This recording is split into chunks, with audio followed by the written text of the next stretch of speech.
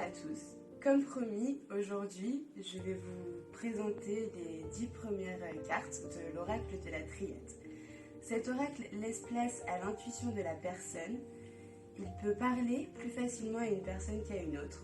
Tout dépend de la façon dont le lien se tisse entre vous et votre oracle. C'est un jeu qui est composé de 57 lames. Dans cette vidéo, je vais tenter de vous présenter et de vous expliquer la signification des 10 premières cartes de l'oracle de la Triade.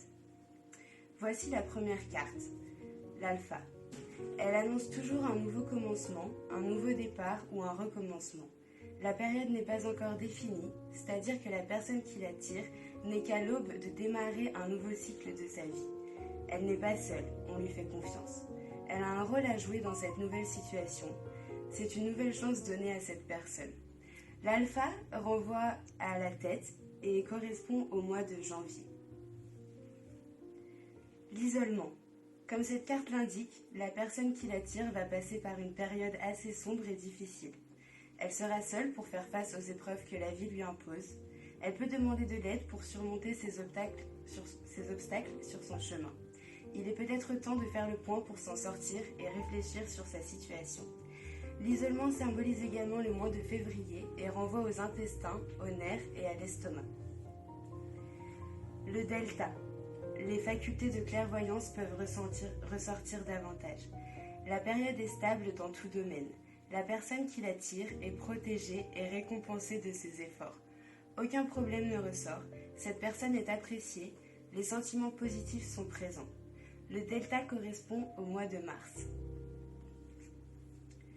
Le mensonge. Comme l'indique cette lame, le mensonge n'est pas de bon augure. La traîtrise, le mensonge, l'hypocrisie y sont représentés. La personne qui l'attire a dans son entourage des personnes qui la trompent volontairement. Il est temps de faire le tri dans ses relations et d'adopter une attitude beaucoup plus méfiante.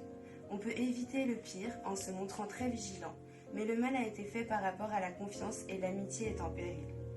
D'un point de vue corporel, le mensonge symbolise les amygdales et correspond au mois d'avril. L'eau. C'est la carte de la féminité et de la femme. Les rapports sont doux, tout se passe bien, tout est bien géré. En cas de problème, cette carte annonce une nette amélioration. L'eau invite la personne qui l'attire à montrer davantage ses sentiments. D'un point de vue corporel, l'eau qui renvoie à la féminité symbolise donc l'utérus. L'eau correspond au mois de mai. Les racines. La famille est mise à l'honneur. Le passé peut remonter à la surface. La personne qui l'attire peut avoir une aide provenant de sa famille. Elle se tourne vers les autres qui le lui rendent bien. Pas d'ombre au tableau. Les bases du passé sont bien construites. D'un point de vue corporel, les racines ramènent aux os, aux articulations ou au cou. Les racines correspondent au mois de juin.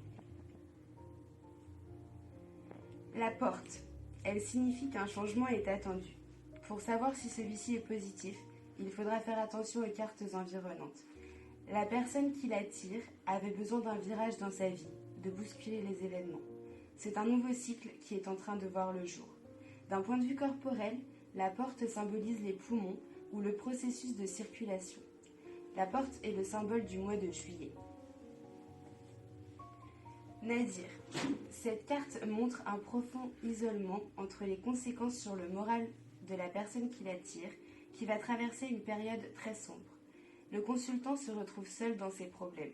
Il a l'impression qu'il ne s'en sortira pas, tellement les problèmes sont graves. Les conflits sont profonds. La personne qui l'attire est au bord du gouffre. D'un point de vue corporel, il est question du cerveau et des organes génitaux. Nadir symbolise le mois d'août.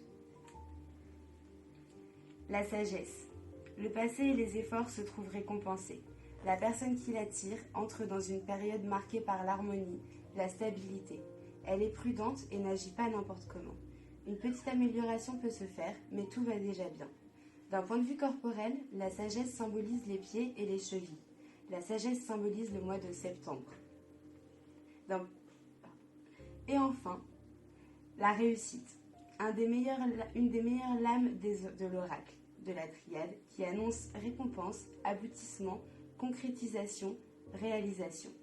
Tout ce que la personne qui la tire va entreprendre sera couronné de succès. La santé est bonne, la période est excellente. La réussite symbolise le mois d'octobre. Voici donc la signification des 10 premières cartes de l'oracle de la Triade. J'espère que ce tuto vous aura aidé à mieux aborder et comprendre l'oracle de la Triade. Je vous dis à la semaine prochaine pour la signification des 10 prochaines cartes qui composent ce tarot. À très vite!